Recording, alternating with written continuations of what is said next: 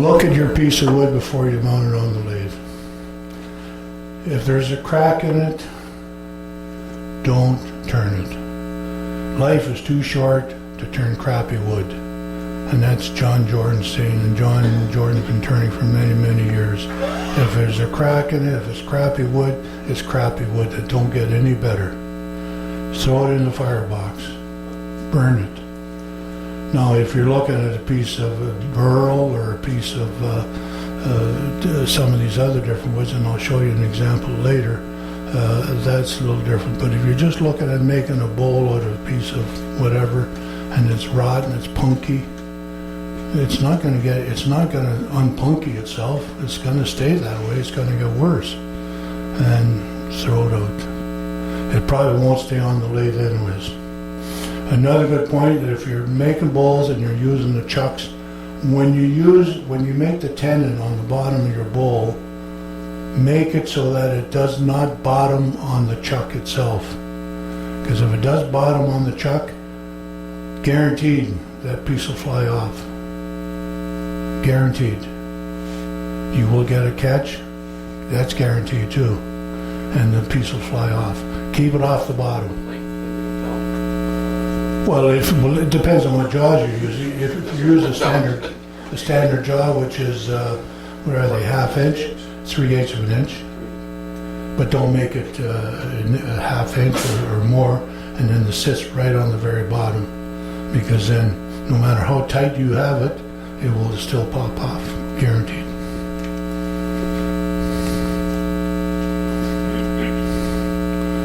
And again, as I said earlier, keep the tailstock snugged up if you're doing the spindle, or if you're using the tailstock when you're turning a bowl blank. Keep tightening it up so that you're snug. Never stick your finger on a piece of wood when it's spinning. If you want to check and see whether it's round, take your tool and just let it ride on. If it's round, it'll be smooth. If it's bouncing up and down, it's not round yet. So just keep going. Never adjust the tool rest while the lathe is running. I see guys doing it all the time. No, I just want it up a little bit. And if something happens, you never know. It catches, it could ruin your piece. Remove the tool rest when you're sanding. Sanding is probably, a lot of people don't like sanding. If it takes you 20 minutes to do the bowl, it should take you 20 minutes of sanding to finish the bowl. That's really the formula they use. Now, if you get good tool control and good cuts with your tool, you can probably eliminate a lot of that sanding. I can do some pens with some woods, I don't have to sand at all. I go from the skew directly to finish. But that's using the tool for what it can do. So that if you're using the skew is the best tool that you can use, the easiest tool to learn. I know some of you guys have hacked away at it and said, oh, I don't like using the skew because probably you've never been shown how to use it. I could show you. I take a guy that's never turned before, and I did here a couple of weeks ago. He swore to me, at least he swore to me he never turned. And I showed him how to use the skew, and I was amazed at how well he did. Because he did not know how not to use it. If I show him the proper way of using it, and the tool is sharp, there's no looking back. But if you think you know how to use it, first thing I see everybody put the tool flat on the rest. Rule number 1, you never ever put the skew flat on the rest. Because that will get you into trouble. So it's knowing what tool to use when you're doing certain things. The best book I know of to learn turning is this one, Keith Rowley. There's 2 of these in the library, I believe, isn't there, Mike? And excellent book. Excellent book. He teaches you everything you want to know about turning, the safe and proper way of doing it. He's an old English fellow. He died.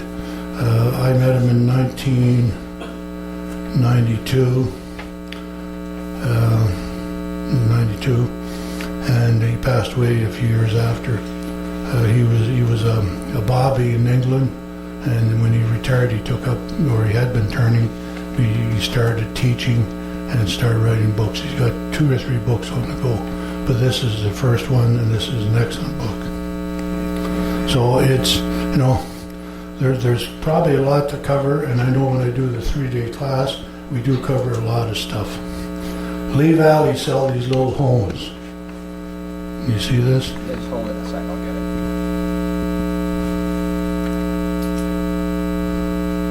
The little diamond hone.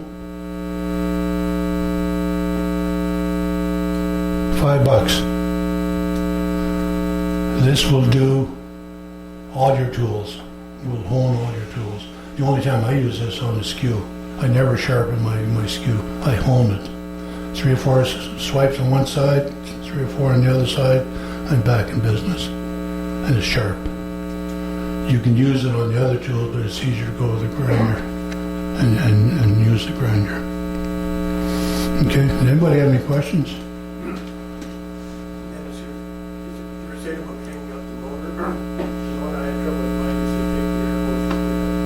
Oh, with the motors. Well, yeah, because if you're using your lathe to sand, these motors are sealed, so there's not a problem with these. But some of the older lathes have a motor that could be open case, and there's openings on the ends and on the sides for vents. Yeah, it doesn't hurt to blow them out with air every once in a while. You know, stick it any place and blow all the dust out of it, so that certainly helps. Darren? I read an article a while back, but I didn't know if it was just one man's opinion, but it said that a lot of problems on the lathe are caused by people holding their tools too tight. Well, yeah, that's true. When you drive your car, do you grip your steering wheel so tight that your knuckles are white? Like some of the cars. That's your problem. I won't tell you said that. When you hold your tool, you just hold it in your hand very lightly. You don't grip it. I see that all the time. I see somebody, and you got a death grip on that sucker, they won't let loose. And I go to grab it, and I can't move the tool. Hold it lightly in your hand. It's not going to go anyplace. The tool sitting there doesn't do a damn thing. It just sits there. It's when you pick it up that you're going to control the tool, what it's going to do the cutting. The tool, if you stand there holding the tool like a piece of wood, it's not going to do nothing. It's just going to sit there. But it's when your hands start moving around, and again, your wings don't go flapping your wings around so as if you're going to take off. Always tuck your elbows in your side and use your tool in your hand and move your body. Don't do this, because a couple hours later you say, oh, geez, my arms are sore. I wonder why. Balance yourself and just move your body with the tool. The tool is, all you're doing is just kind of holding it. You're not putting a death grip on, and you're just moving with the tool. Any other questions? Morris?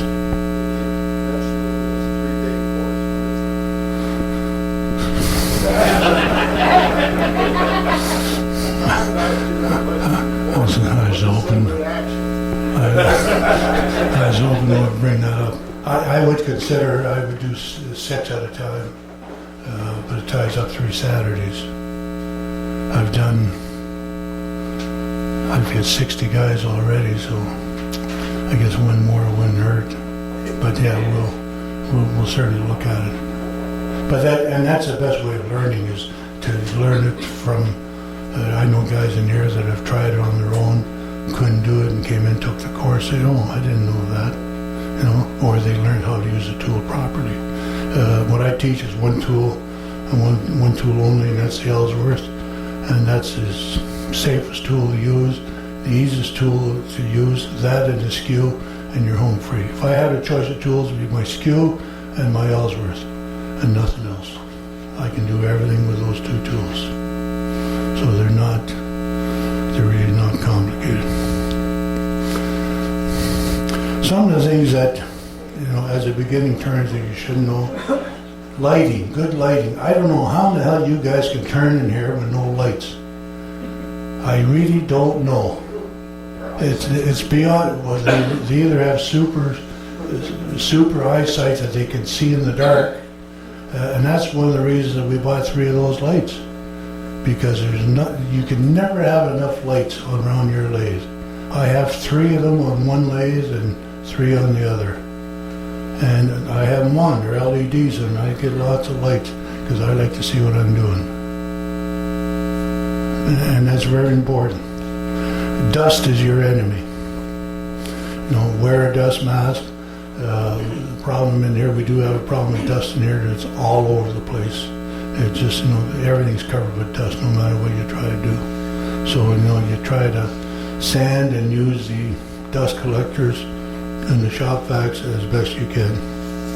Sharp tools are a must, and that, you can't say enough about that. Learn to hone. Learn how to use this hone. Sandpaper.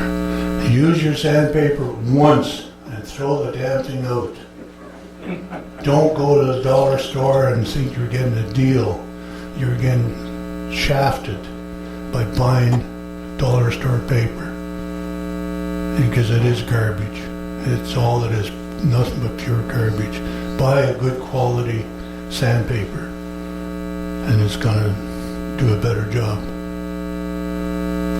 was told once, use sandpaper with somebody else's body.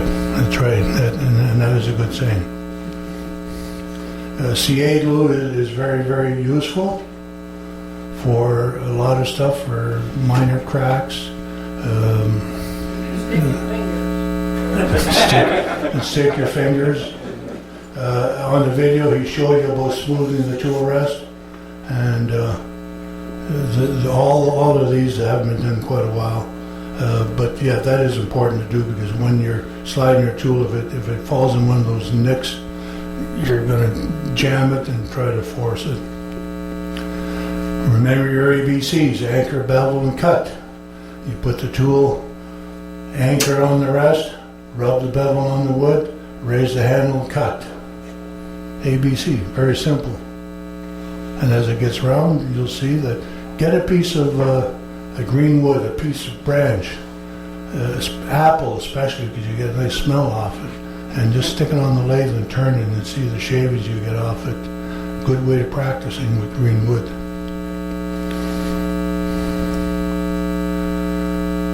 When you're using